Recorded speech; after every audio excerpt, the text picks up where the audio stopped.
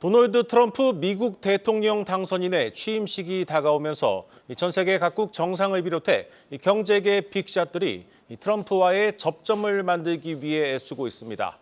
취임식 참석을 위해서 막대한 기부금도 내고 있는데 적극적으로 먼저 다가온 사람들에겐 확실히 다른 대우를 해주는 트럼프임을 감안하면 아깝지 않은 선택이 될 수 있습니다.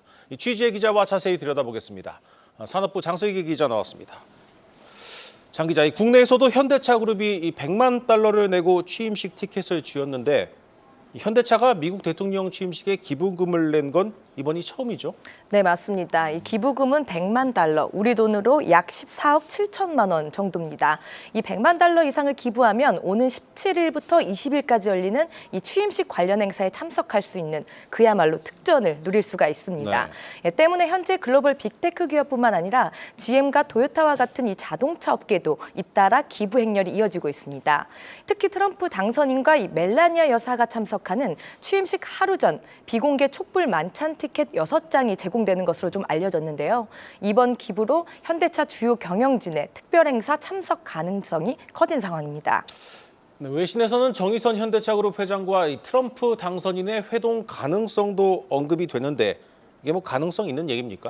네, 사실 어제 이 월스트리트저널과 같은 이 외신 보도에 따르면요, 이 현대차는 트럼프 당선인과의 회동을 취임 전과 후로 나눠서 좀 추진을 하고 있습니다. 네, 이 때문에 이 정의선 회장과 트럼프 당선인의 회동 가능성이 언급되기도 했습니다. 네.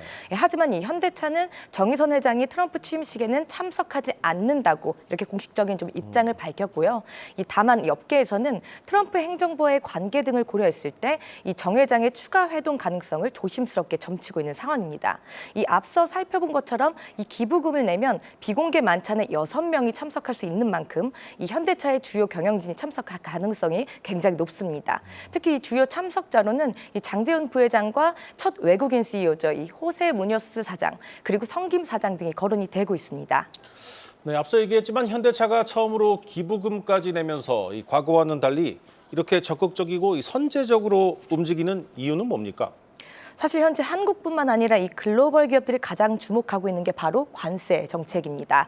이 트럼프 당선인은 모든 수입품에 대해서 최대 20%의 관세를 부과하겠다는 공약을 내놓은 바 있습니다. 이 현대차 그룹은 지난해 미국 시장에서 170만 대 이상을 판매하면서 GM과 토요타 그리고 포드에 이어 미국 판매량 4위에 이름을 올렸습니다. 특히 트럼프의 공약에는 멕시코와 캐나다 제품에 무려 25%의 관세 폭탄을 부과하는 내용도 좀 포함이 돼 있는데요. 네. 현대차 그룹 계열인 기아의 경우 이 미국 수출용으로 멕시코에서 포르테와 K4 소형 세단을 생산하고 있는 만큼 사실상 직접적인 영향권에 있습니다.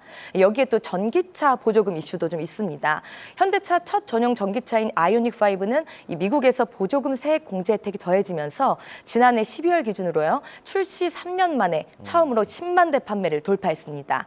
하지만 이 트럼프 당선인이 보조금 지원이나 이 전기차 의무화 정책 폐기 이런 것들까지 좀 시사를 하면서 불확실성이 커진 상황입니다.